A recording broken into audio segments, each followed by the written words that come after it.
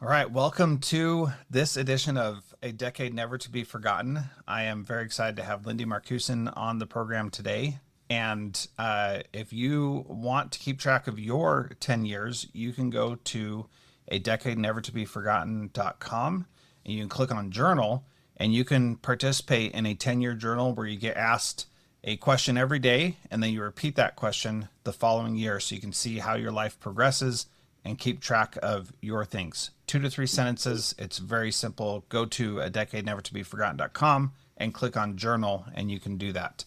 So, Lindi, I'm so excited to talk with you today because I actually knew you when you were a little tiny baby when I lived here in Spokane and I was a teenager, and I do not remember you at all.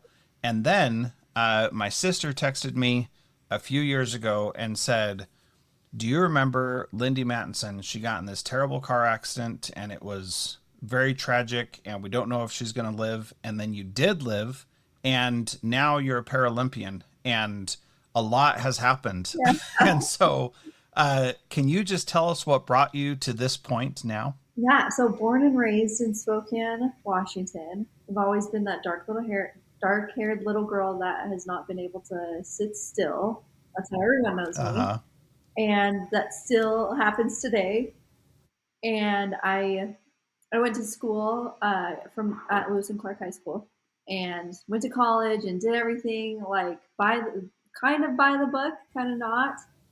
And I met this amazing man in college who was just a little off center, just like me, and Mm-hmm. we hit it off. And he is a partner that I am so grateful for because 13 days after we got married, that partnership was tested in ways that people like you couldn't imagine.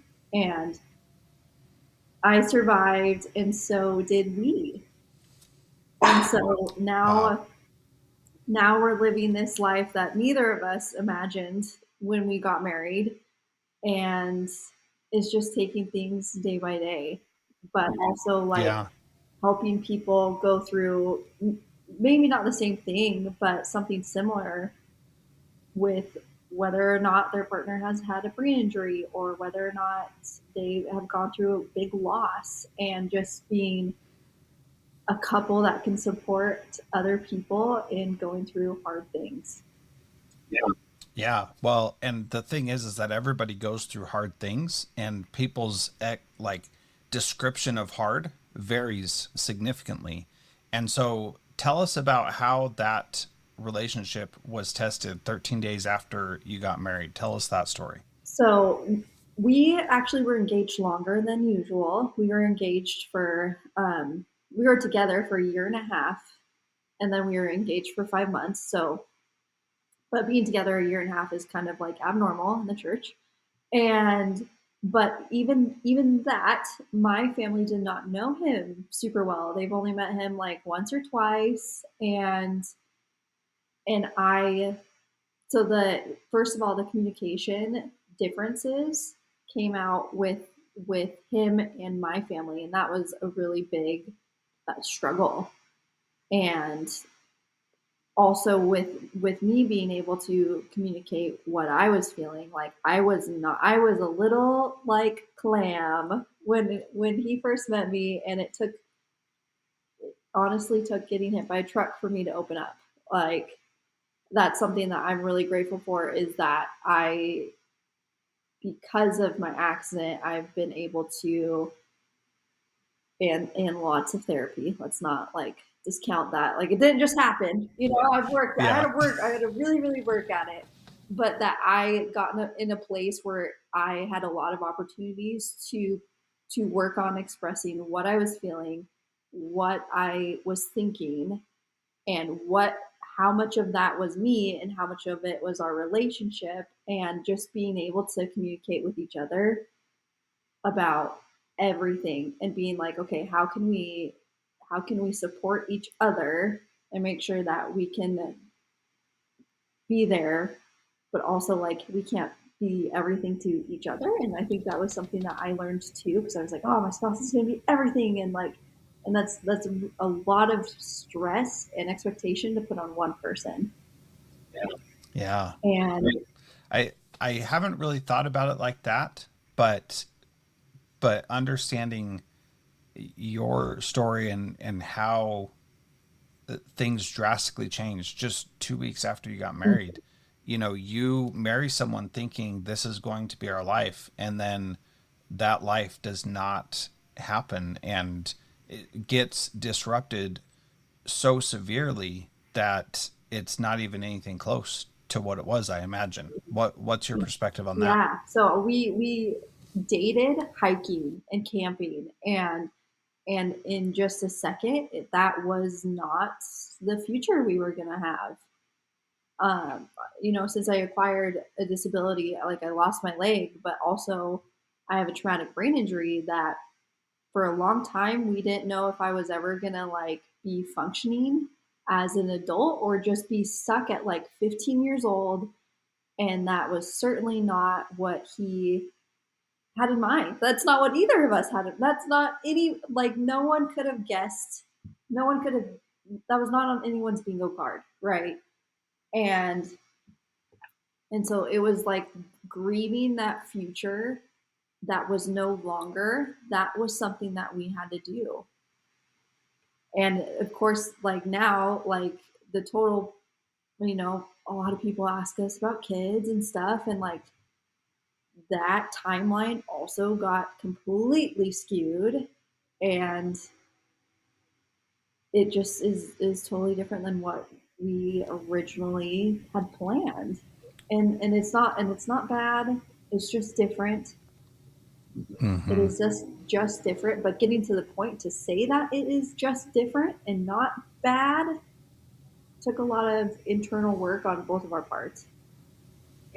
Yeah, I mean that is really remarkable because, like you said, the idea of what your future is going to be, and then have that change dramatically, physically is one thing, but mentally, so that idea of you being a 15-year-old in your brain states, tell me about that. What does that look like, and how have you overcome that, and how did you know? Did you know, or were people just telling you this? Like, tell me about that part Yeah, of it. I brain injuries are one of the most confusing, complicated things because no two brain injuries are the same because no one's brain is the same. And I my family had already had experience with brain injuries because my grandfather was in a really bad motorcycle accident, and he was left hemiplegic and in a state that he was never himself again. Hemiplegic So means? you're paralyzed on half your body. So like he was paralyzed on his left side Yeah, completely, like all okay. the way down. And Yep. and he was gritty. I learned a lot from him, and I like didn't even know that I would need those lessons in those specific Wow. ways until now. Um, Mm-hmm. so my side had experience with brain injuries, and it was something like once my family found out, like, okay, she has a very severe brain injury, like a brain injury that typically leaves people in a vegetative state or dead.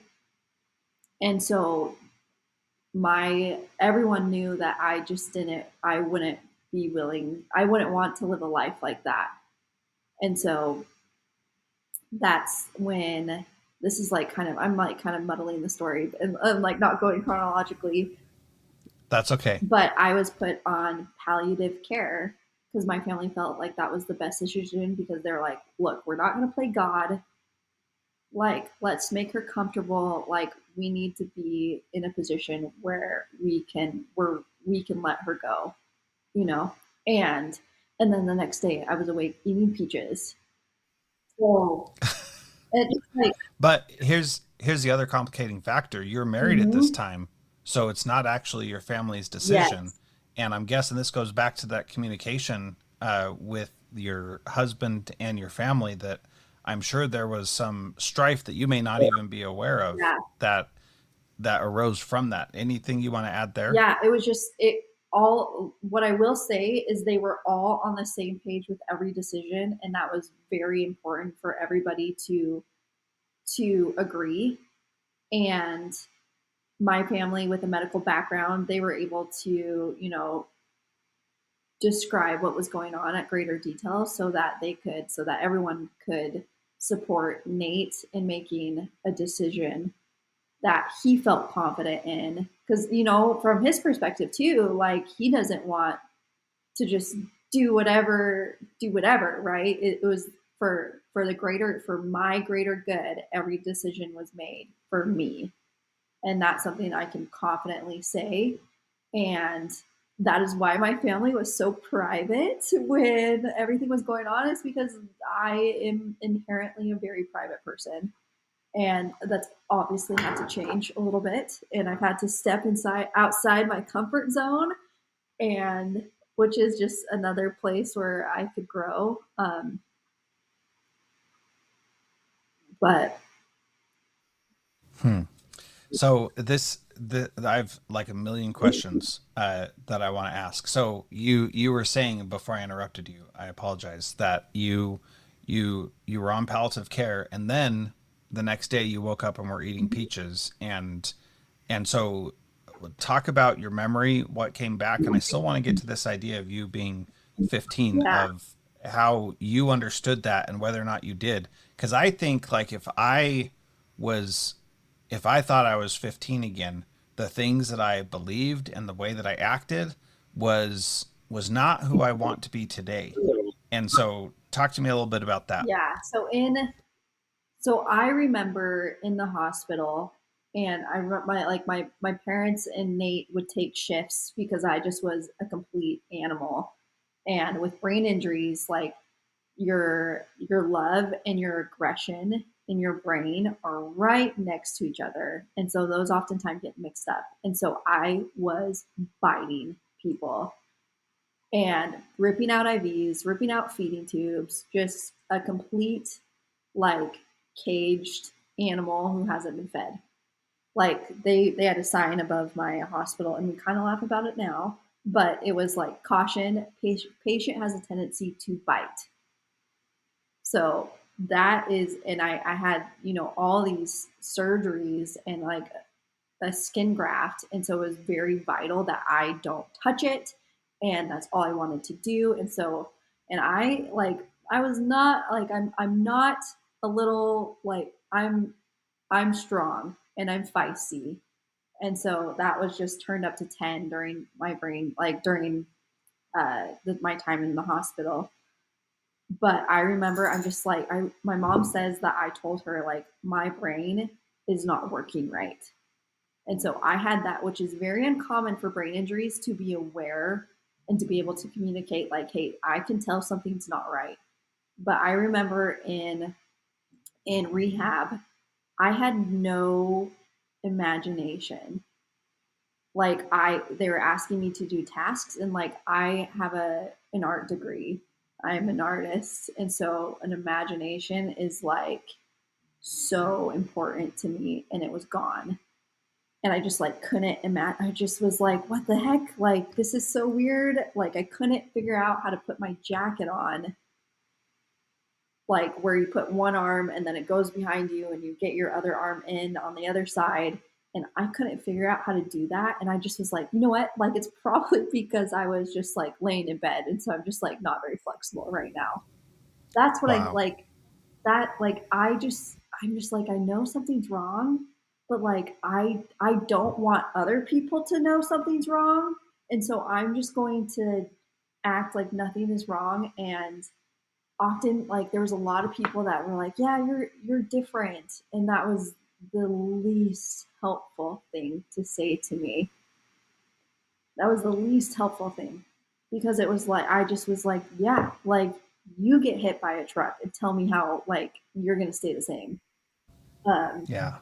and so I like started to recover, and I started because my parents were like, hey, stop giving her pain medication, like because they were just loading me with anything to sedate me, basically. because I was a monster, and like I understand that, totally understand that.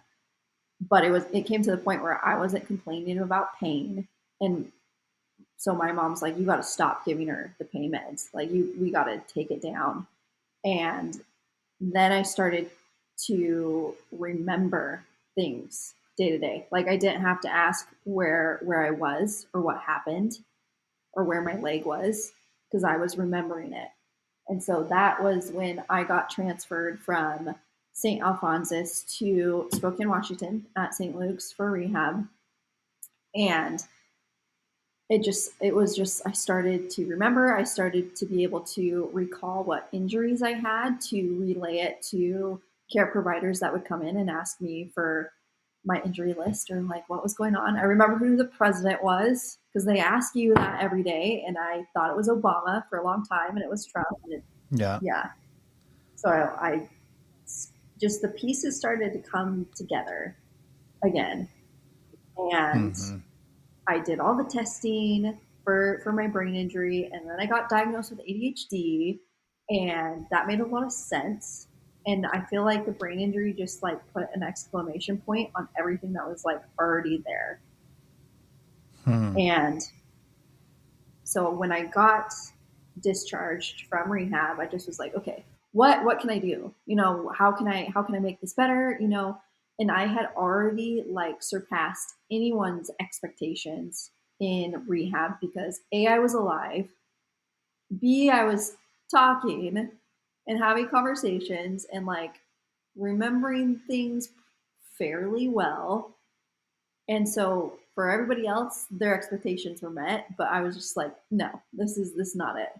What else can I do? And they just were like, you know what, you can just get back to like living your life. Like just get and I just was like, oh, okay. Wait, what? Yeah. So how long after the accident This was was eight, this? so I got discharged from inpatient rehab 8 weeks after my accident, which is 8 weeks? wild. Yes. Wow. I did not know it was that So fast. I only That's spent crazy. 2 weeks in inpatient rehab. So I spent like to break down the timeline, I Wow. spent 2 weeks in ICU and then an additional 4 weeks in the hospital in St. Alphonsus in Boise, Idaho. And then I was life flighted to St. Luke's for rehab for 2 weeks, for a total of 8 weeks. Wow. That is remarkable. Considering the things that you've just said to me, and I know you didn't tell me everything, but just those things of not knowing how to put on a jacket, not having imagination, and losing a leg, like that seems like a lot. And then, how did you feel about that idea of just go continue living your I life? just like, are you kidding me? Like my like it's in shambles. What do you mean go live it? Like what like I can't do anything I want to do right now. And so it like made me like just angry. I just was so angry and didn't I didn't really understand how to grieve because I didn't really do that prior to my accident. I just like stuffed it down and just like was just numbed, which and that's what that was my default, and so that's what I tried first. And so I was like, okay, like you know, I have a prosthetic leg now. Like let me like learned how to walk. I got cleared because I got cleared to put any weight on my legs 3 months after, just because of how many breaks I had in my pelvis. That it took a while to put. Wow. But you were already out of rehab and still couldn't put any weight Yes, on it. So you were in a yeah, wheelchair in the yeah, beginning? yeah. Yeah. Okay. I used a wheelchair for like 100% of the time for 3 months. Like until like December, like that, like Christmas, basically. I got my leg on like Christmas. Yeah. So had you graduated from college already? Yes, and thank goodness I Okay. graduated from college when I was 20, turned Okay. 21, and then I got married, and it was just like I, it was so. I just felt like I was just getting my feet under me. I was just Yeah. figuring out who I was. I just graduated college, and that was a big goal of mine. I just got married, and I was like, okay, like I'm in a good spot. Like I'm, for the first time, I felt good about where I was, and that just, things Hmm. happen. Yeah. Yeah. So where was your faith during this time? Um, like where were you at during the recovery, those first 3 months of believing in God, hating God, feeling like God punished you? Where were you on that Oh, spectrum? all over, all over Yeah. the spectrum, I would say. Um, it was. I remember waking up and literally everybody telling me what a miracle I was, and that I was here for a reason, and like that was nice at first. I was just like, yeah, this is good. Like I am alive. Like I'm like so blessed, and then I was like, what the actual, like, what happened? Like, are you kidding me? Like, I took pristine care of my body. Like, I, like, what is this, a punishment for something I did? Is this like, am I a bad person because this happened? Like, and this is just what I deserved. And I hit every single, any way you could think about it, I was there, because I didn't know, I couldn't make sense of it, and that bothered me for a long time. Yeah. So I want to come back to that in a little bit, but now where are you at in your faith? What does that look like? My The accident is just something that's happened. I don't believe anything's predetermined. I don't believe that trials are predetermined or blessings are like nothing's predetermined. And so this is just like a chaotic world, and I'm a human. And like Hmm. I know for a fact that I had a lot of guardian angels helping me all through that. But it was my Hmm. choice to come back. And Hmm. that's something that like I do remember, and it was a conscious choice that, I can handle this. And I have to, like, there's a long time where it's like, I had to keep reminding myself, like, no, like, but then I was mad at myself because I was like, wow, I chose this. Like, are you kidding me? Like, this is garbage. This is not fun. Like, this is literally the worst. Like, and then, as I'm gonna go back to where when I was 15. Like, I was 15 years old, but I was 21, so I was making not Hmm. very good choices, and I just was like so heartbroken, and I didn't know how to deal with it. I didn't have any skills. I didn't want to let anybody in because I felt so vulnerable because the whole world just saw me like almost die, and I was the last person to Hmm. find out.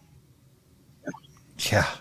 So I was just hurting so bad. I felt like such a big burden to everybody in my life, and I just wanted to like remove myself and just like make myself not a problem.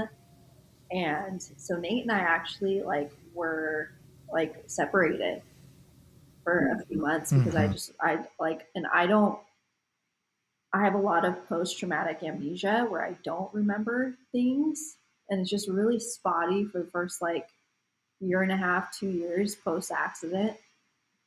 And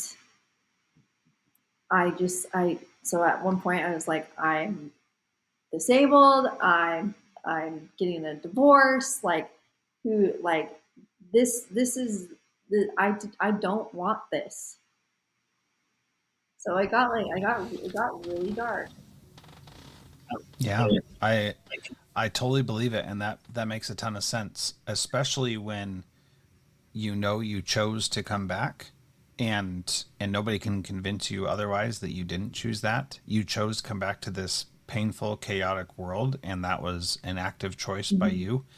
And then it was difficult, I'm sure, to put it as lightly as possible, Yeah. to manage all that, and to manage the pain, to manage the loss, the grief, and everything, and to be with with someone uh, that he stuck with you in the end. But we could also say, like, very easily, I've only been married 13 days.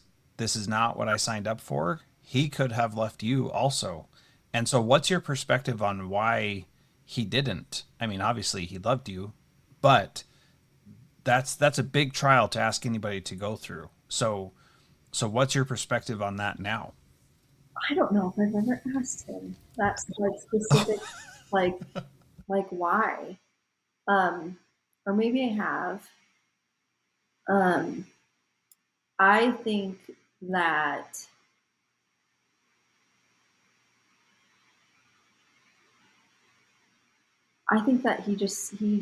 he had hope. He had a lot of hope that it would be the relationship that he thought it would, like that it was, and even better, and that it will be. And he took a leap of faith when we like started like dating and getting back together. And we luckily were seeing the same therapist and not together.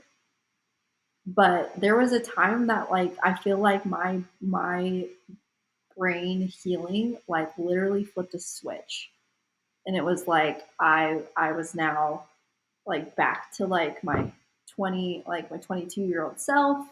And I wasn't like my adolescent like it wasn't in my adolescent brain.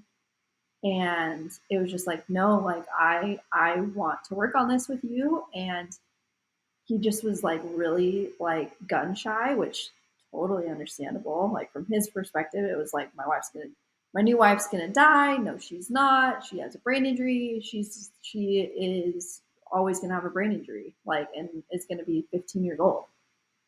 And so he took a leap of faith. And my like the therapist we were both seeing at the time, he asked her like, is this real, or like what's going on?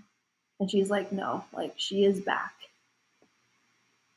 And so he's like, so based on her word, so if she's not going to heaven, I'm not going. Like,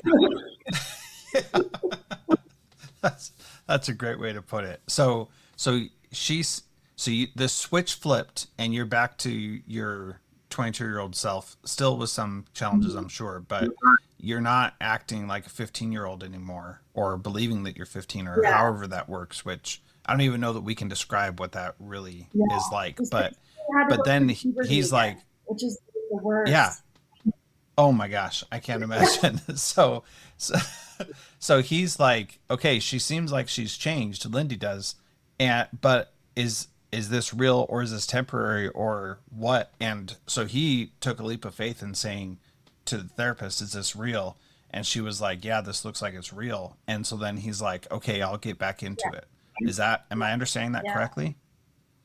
Wow. That, I can't even wrap my head around going through that with my wife, and we've been together over 20 years, and like I am 100% yeah, committed, and I can't imagine her becoming a 15-year-old, and like me like dealing with that. That just sounds incredibly yeah, difficult and challenging.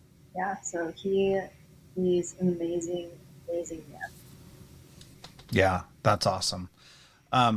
All right, so you're going through this healing process. You get back together with Nate, and so then everything is just roses, right? And things are just going how they should be. Yeah. Oh man, right? So so you still have all the normal challenges that we have in life, Mhm. right? And so it's not like you're spared of any of those, but now you have this additional challenge of not having a leg and trying to figure out what you want to do. And so you eventually decide that you're going to become a Paralympian, and how did that decision come about? So I've always been an athlete, and that was Mm-hmm. like an identity I thought was absolutely stripped when I woke up and I didn't have a leg. And I took that doctor that was like, just get back to your life. I was like, okay, maybe that advice wasn't too far off. And so I That's got to the point where I fascinating. was like, I looked at my life, like I wasn't going to the gym, like I wasn't doing anything, any of the habits I built in college that were good and made me more of myself, like made me feel good and feel confident. Like I wasn't doing any of them. Like I was working. That was one thing. Like I started working like January after my accident. My accident was in September, and that probably wasn't the best. But I Yeah, working doing what? I was an office manager at my old gymnastics club. So it was a job I previously Mm. had. Like so, I kind of knew the ropes. I it was You knew I the knew the people. people, and so it was a good thing to get me back working. And but I was looking. I was just working, and like when we were separated, I got another job as a jeweler, so goldsmith, and I was like working there. Yeah, there's a lot of threads that I'm leaving, and Yeah. so I was working two jobs, and when Nate and I were getting back together, and I I I just wasn't. I was like, this isn't. I got to change something. Like, what am I doing? Like, I got to get back to who I am. And so I like started going back to the gym, and this like was before Nate and I really started like seeing each other again. And I just went and walked on treadmill and like just started super easy because that's like all I could do. And like kind of started to like lift some weights, and that made me feel okay, like I could breathe a little bit easier because of that. And so I was like, okay, I need to lean into that. And I was told about the Paralympics in rehab by an occupational therapist. And and so I knew about it. And I knew there was a club, I knew there was an organization here in Spokane, Parasport Spokane, that like has lots of opportunities with people with physical disabilities. And so like I finally got to the point where it was like, all right, I need to switch my life so I can make that a priority. And so I quit my job at the gymnastics club because I was like, okay, I need to just kind of move on from that world and step in and step into a new one. And so I started going to strength and conditioning, just one practice a week. And I was asked what my goals were. Right when I walked in, I was like, I want to run. Oh, you wanted Yeah, to I run. wanted, So I you wanted actually to did have a run. plan. Yeah, I wanted to sprint. Like Okay. that was like in college, I would turn my assignments in classically with ADHD at like 11:30 at night when they were due at midnight, and then I would go to the track and do some sprints. Just because Hmm. I've always loved to go fast. I never do distance, Mm-hmm. never have done distance in my whole life. Like I don't understand it. I just want to go fast. And so I walked Yeah. into Parasport and I wasn't even wearing a prosthetic. I was on crutches and I had no idea how to anything. And my coach, who still coaches me today, he's like, "We can help you with that." I said, "Okay." Hmm. Um, and so I just like kept going back and like, okay, what do I need to do? And my first 100 meters was 44 seconds long. Yeah, so it Okay. was the slowest I think that anyone has ever run. Uh, and it was just like, all right, like it can't get worse. So it can only go up from here. And like I just internally knew that even when no one else had any reason to like believe in me, right? Like you're running like with how much trauma I've had to even the leg I do have, like it just but I just like inherently knew in myself, like, no, this is what I'm supposed to be doing. And I just have always felt that way. And even like, a couple when I kept missing teams, even like my siblings were like, dude, what are you doing? Like, you gotta like get a job. Like, you gotta like, what are you doing for your career? Like, you can't run forever. And I just was like, I know, but like, this is just what I'm supposed to be doing now. And I just like Yeah. stick to my guns with that still today. And it's just given me like such a, a restoration of myself in a way that I is irreplaceable. Like nothing else could have Yeah. done that. So while we're close to it, what is your current PR for the So 100 it's the meters? America's record, and it's a That's right. 1495. 1495. That is pretty amazing. And it is America's record, which is incredible also that you went from 44 seconds to America's Mm-hmm. record. That's pretty amazing, But isn't it's it? perfect when I'm like teaching other amputees how to run, and I'm like, look, I started slower than you are right now. I promise you, like, Yeah. you just stick with it, like, you will get faster. Like, it will get easier. It will get stronger. Like, if you're willing to Hmm. put in the work, like, it's yours for the taking. Yeah. So now you're teaching other amputees to run. You're involved in the Paralympian community and doing things.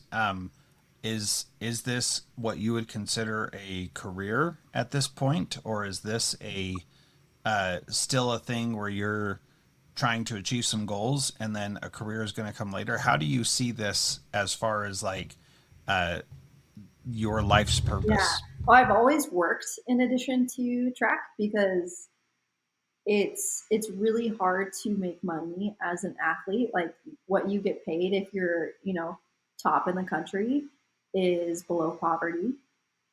And so I don't think people realize that is that you only make you only make your money from endorsements or brand deals or sponsorships. And so that's why it's so important to like support athletes on social media. It's like, hey, That's that's right. how like it's part of it.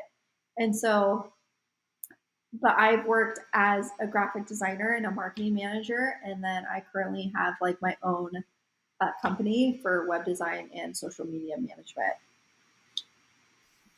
Okay. So there's a money making career and there's a purpose part of your life that we all have this also, and sometimes those intertwine and sometimes they don't. And so you you are known for the running and not so much for the web design, though that's paying the Yeah, bills to some yeah, extent, right? But the your heart and soul and your spare time goes into improving your running and getting better at that and helping yeah. others with that I also, feel like right? the running is the priority, and then like I always explain it to people that training and everything that goes into training are the rocks in my bucket, and then my like web design stuff and any other way I like make extra money is like the water that goes in between the rocks. Yeah. And so that is referencing Stephen Covey's great analogy of putting the big rocks in first into your bucket, because if you put the sand and the water in first, then there's no room for the rocks. So you put the rocks in first and then you pour the sand in and it fills in the cracks, and then you pour the water in and Yeah, it fills in the rest of the cracks. Just in case people aren't familiar with that, it's one of my favorite illustrations because it really helps you see that those big rocks are the things that need to be taken care of first, and when they're not, then that's where the problems come up. So I want to go back a little bit to, you said you need to get back to who you were, and so you went and started working out in the gym. What were the other things that you needed to do to get back to who you were besides going to the gym? What other habits had you built and created over time, that you knew you needed to get back to? What else was there? So I started journaling. And I started reading a lot. And then I also like I had to learn how to write my name again. And so my ability to draw was also not there. And so it wasn't like it was gone, but it was just something that I needed to develop. And so I started like drawing a little doodle every day and just started like develop like re-nurturing the like artistic side of me. And like that side actually gets starved the most, I will say, currently, which I'm trying currently to spend to spend more time just playing, like just making stuff, just drawing. Like that's currently a little priorities because I do recognize that okay, I need to pay more attention to that side. Yeah. Well, and what's so interesting there is that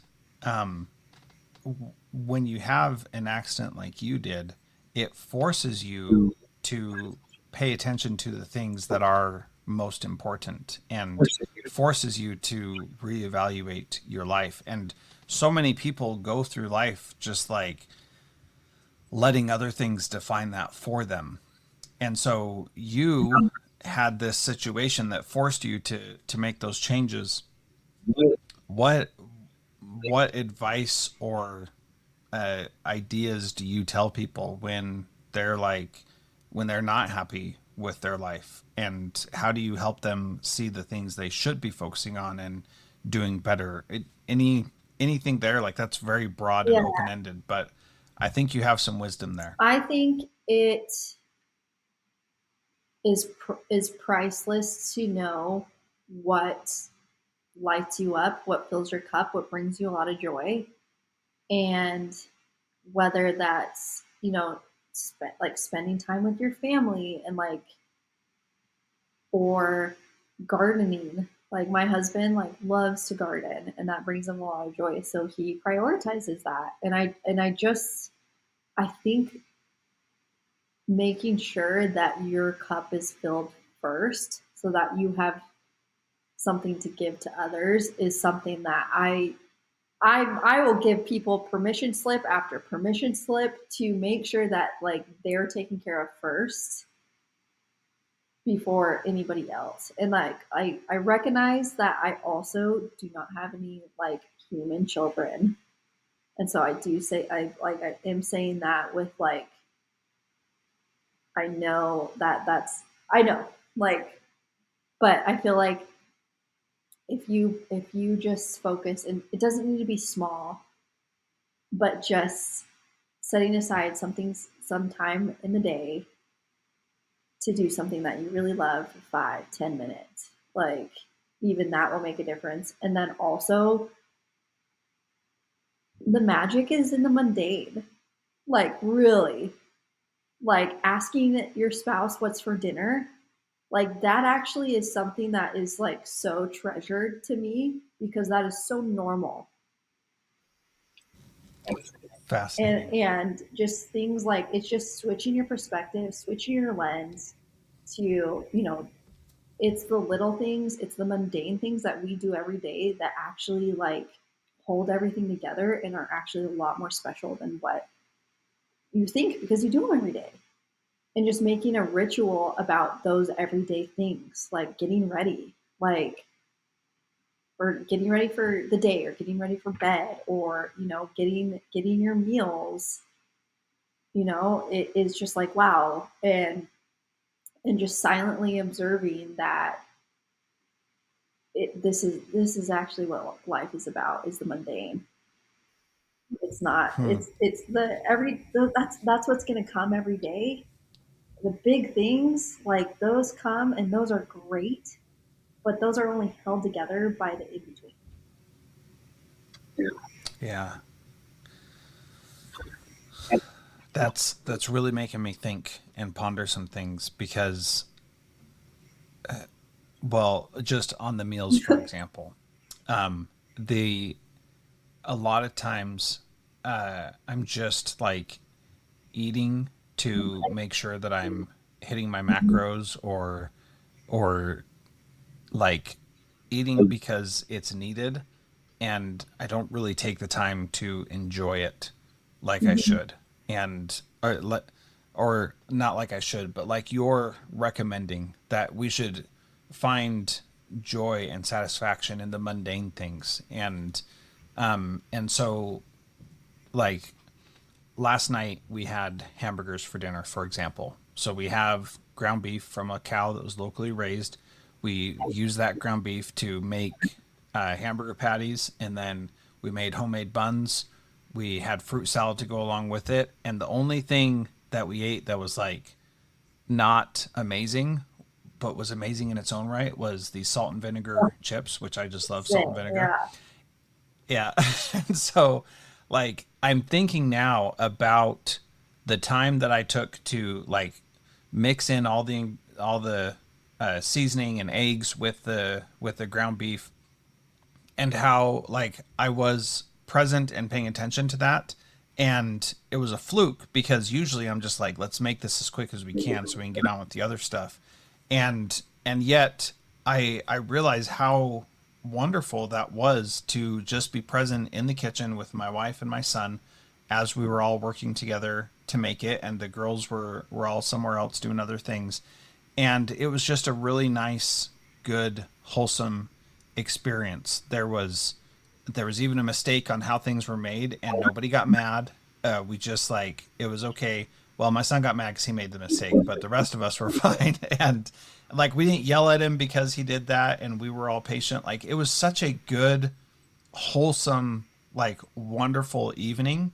And had we not talked this morning, I would not have even taken the time to even think about that more than the 5 seconds when I may have thought of it later. But it was so powerful and good, and like, that's what we're doing it all for, is for those mundane moments. And I just appreciate you saying that so much because I hadn't even Yeah. thought of that. No, and frankly, I need that reminder too, because there's days Yeah. where I'm just like, I need to just chug this protein shake, just get it down, you know, like. But like that, like it was a reminder for me as well. Yeah, that's powerful. So, um, tell me about going to the Paralympics in Paris and what that was like leading up to it. I obviously we don't have time to go all Yeah, into that, and you've done other podcasts and interviews about that, and so that's tell us what you'd like to share about that yeah. today. So I'll go back to trials. So the team is selected because not a lot of people know how teams are selected.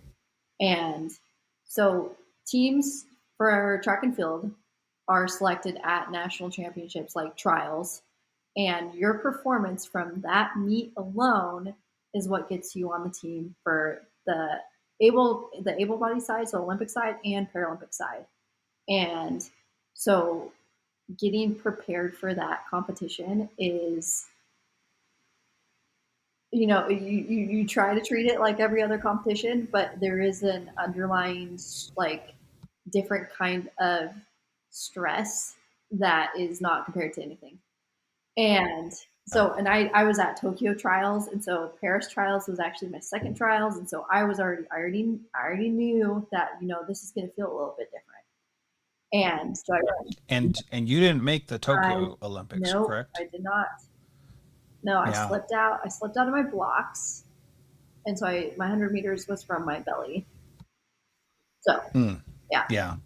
um, but I was I'm very grateful for that, like for that failure, because it just, like, I don't think I was mentally in a place where I would have enjoyed, like I would have been able to soak it in because I was still feeling like I was an imposter, like there. I was like, man, I don't Yeah. know if this is. So I'm very grateful for that. But for Paris, I was locked and loaded, ready to like just light the track up. And so I put in a lot of work. Like I made some big gambles last year, like going over to Germany for 2 weeks, not knowing where I was going to sleep because Oh, wow. I needed prosthetic stuff. I needed a new blade, a new knee, and yeah, that worked out. I felt it in my gut again. I was like, this is what I need to do. And people are like, you're crazy. And I'm like, Hmm. trust me, like, it's gonna work out. Like, so Yeah. trials, I had problems with my prosthetic, like it broke 5 minutes before the call tent. And if you miss your call time for your race, you are out. You don't compete. There's no it is professional track and field, so you are done. So I Yeah. No no second second chances. chances. No. So I my leg broke and I like stayed so calm and like it was in Florida, Miami, Florida in July, so it was way too hot, and that's like the enemy with prosthetics because it just melts stuff.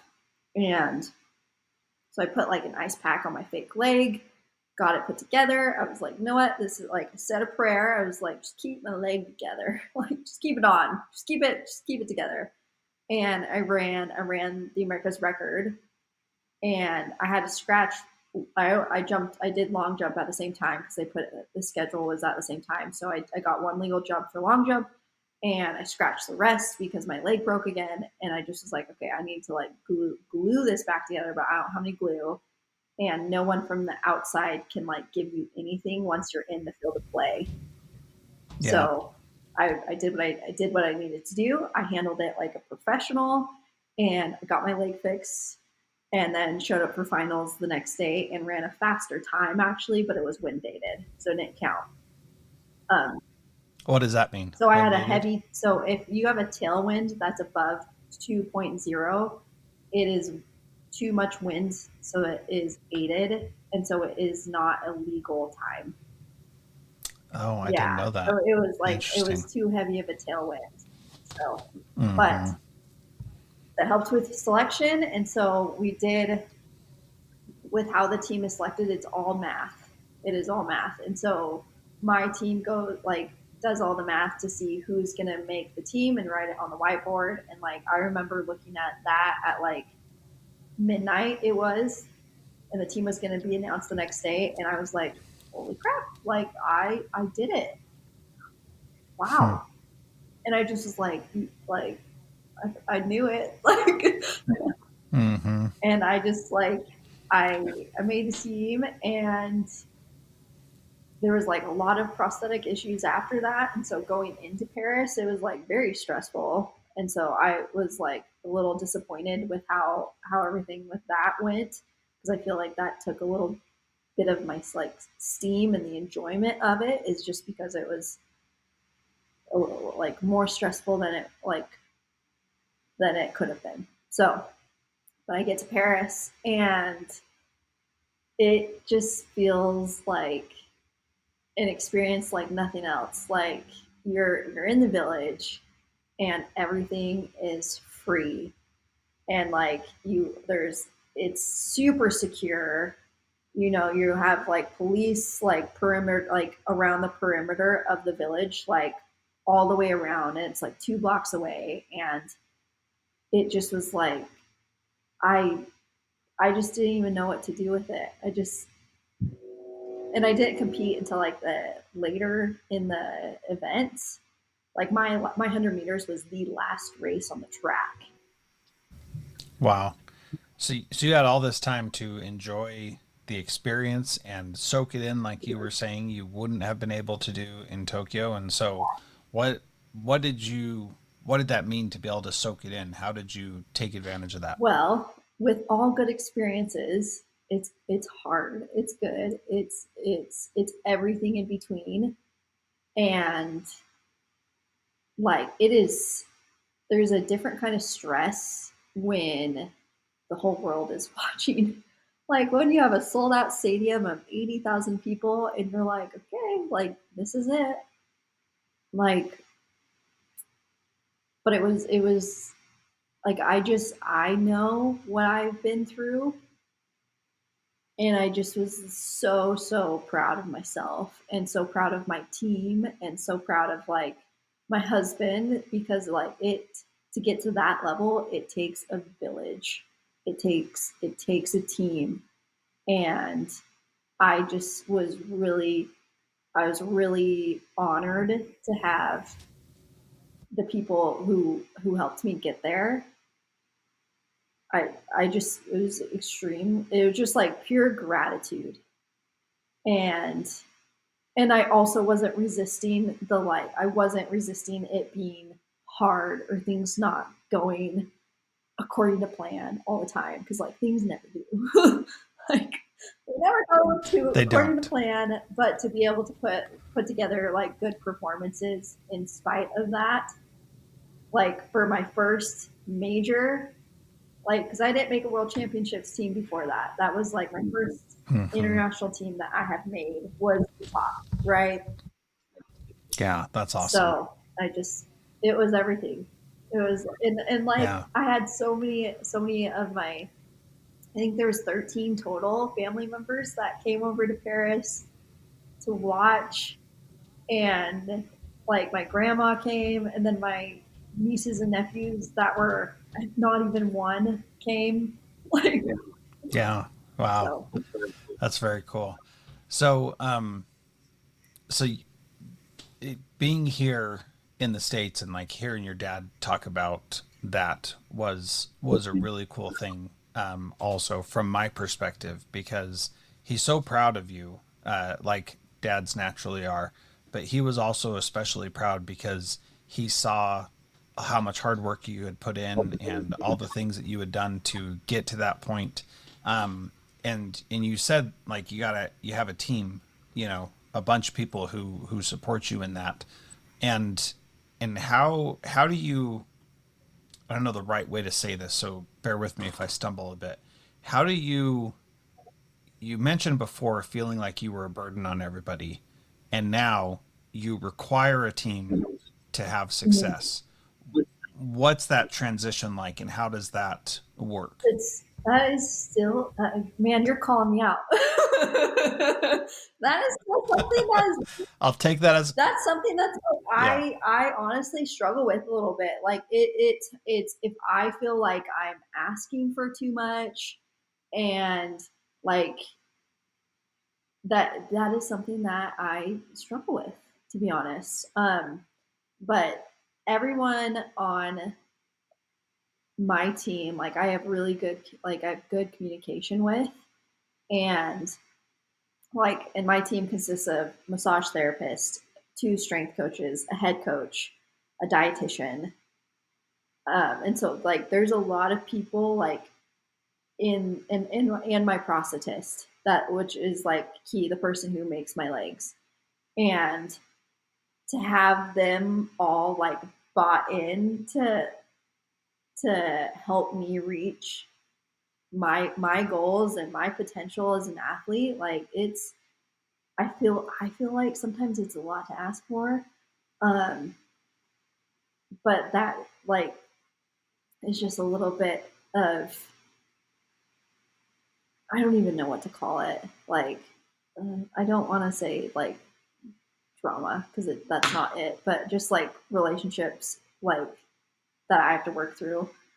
But they're there to help me reach my goals and to help me become a better athlete and also be a good person, and be a gracious competitor, and be, and that is how I've like built my team. Is they're just my tight, they're my tight circle. Yeah. Well, and it is what is Mhm. required for you to perform at a high Yeah. level. That this is it, a track and field athlete is an individual Mhm. competition, but a team sport, right? And so you have to be able to perform, but you can't just go do this by yourself. Certainly not today. Like maybe back in the early 1900s, you could just like go say, I'm going to run real fast and then run real fast. But certainly not today with the level of Yeah. competition that there is that exists. So that's a really fascinating idea to continue exploring, and something that I hope we can continue coming back to in the Mhm. future, because you are trying to go to Los Yeah. Angeles in 2028, Yes. right? Okay. So the run is not over, and the goal is not accomplished yet, and so you're going to continue pushing towards that. So we're going to have opportunities to talk about that in the future, which we will. As we kind of close up, though, one of the questions that I want to make sure I get to is, what are the things that you're doing now to grow closer to Christ and to make this next 10 years your best 10 years yet? Things I'm doing now to grow closer to Christ. I it's really vital for me to find stillness in the chaos. And so I do breath work and like meditate, and which is just like it's a different way to say prayer. Like, and It is, and I've done breath work also, and you are absolutely right. And the experiences that I've had with breath work are just a different kind of mhm, prayer than what we say in yeah, church. yeah, and I've always been like, I feel like the artist side of me has like a little bit of rebellious, and so I've always liked to like get outside of the box, and I like don't necessarily like being told what to do. And so that's like what I do every morning, and then I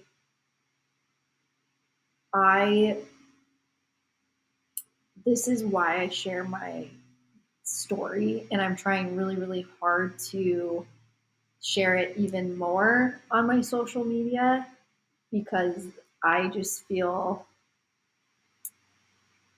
like internally called, like that's something that I need to be doing. And so that is like a way, and like I feel like my relationship with like God and Jesus are like is very, it's casual. Like I'm like, hey, dude, like I need help with this. Like I need you to help me out. Like, and that's just that is my relationship with with them. And so, and just trusting that like I will be put in the places that I need to be put into to make the most impact. And so it's a daily, it's like an ongoing daily conversation. I feel like, Yeah. and and there's no opens or closes, and it's a continuing conversation. And in order for me to be there, like, and to be able to like feel it and hear it, like I need to find stillness in my day, and then I need to like just keep showing up and like 1% better every day, and share that with everybody else and bring them along with me. Yeah. I I really like that, because I I I just can't imagine that God wants it any other way than for it to be a daily ongoing relationship with Mm-hmm. him, you know? And that it doesn't have to be like, now I'm going to put on my Jesus hat and do the Jesus thing, Yeah. right? And he knows us wherever we're at, and promises that he will be with us at all times, and that means in our good times and our bad times, and we should seek that out. And I think that the way you described it is a very appropriate way to say it, that it should be ongoing, and that it's not like you are constantly in this pious state of prayer, like a monk, but that when you are like, when your leg breaks 5 minutes before you're supposed to run, like he should be there and you should be able to call on him and say, hey, I need some help with this. And that, in my opinion, he's likely the one who's helping you stay calm and stay professional and is there even if you didn't explicitly ask for him to help you with that specific Mhm. thing. Does that make sense or is that putting words in your No, mouth? that makes sense. Okay. So the last question I want to ask today is what is a lesson that you have learned this year, as in the last 12 months? Because a lot has happened for you in the last 12 months. Yeah. So what's a lesson that you've learned that you don't ever want to forget? I feel like we've had a lot of hard things this year in the last 12 months. My husband's brother unexpectedly passed. And so I think the lesson that I've learned this year is this too shall pass. And that comes in the form of like the hard spouts, the hard times, and also the good times. So it's just like soaking up when things are going well and like filling your bucket to be as full as you can, not in a scarcity mindset that something hard is going to come after it, that because that's something that I've had to really work on, because to have such a traumatic thing happen right after like one of the happiest days of my life, like if something good happens to me, I'm always like, I wait till the second shoe drops. And so I've Hmm. had to really like continuing to work on the fact that, we're just going to soak in when things are going well. And I'm still a human. And so I know there will be hard times coming, and those aren't going to last forever either. I appreciate that. And it I have to chuckle a little bit inside when you say this last year is really hard when you've been living with something that is harder than most people can even imagine going through. And yet that doesn't mean that hard things don't still happen, right? And that your your really hard thing of being in an accident and losing a leg and having a brain injury is not like the only or the hardest thing that we will ever go through. And one of the things that I've been thinking a lot about is that, and especially doing this podcast and talking to different people, is that hard things are just a part of life. And rather than seeing them as a hard thing, we can take a little different perspective and say, yeah, that's just a part of life. And what am I going to do with it? And what am I going to do about it? And how am I going to move forward? And all that stuff that it's it's going to be hard again and again. And even like as I do this over the next 10 years with all these guests, it's they're going to have hard things happen during those 10 years. And to think that you wouldn't is just crazy. But that doesn't make it impossible to have it be an amazing Yeah. time, right? And those two things that are so different can live at Mm-hmm. once. And it's hard for our brains to comprehend that. What would you add to that, Yeah. Lindy? Oh, hands down. Like two truths can coexist. Yeah. And I think, I had like so many trains of thoughts, but I like, there's so many that I couldn't keep hold on to one. But I like, this is why like I feel like it's so important to like, I always say like build yourself for the road, because Mm-hmm. you don't know what's going to come. And so it's important to just keep like a relationship with yourself as well, and just knowing, oh, this is what it was. I think in my hard times, those have helped those have helped me or pushed me to grow so much more than when things were going well.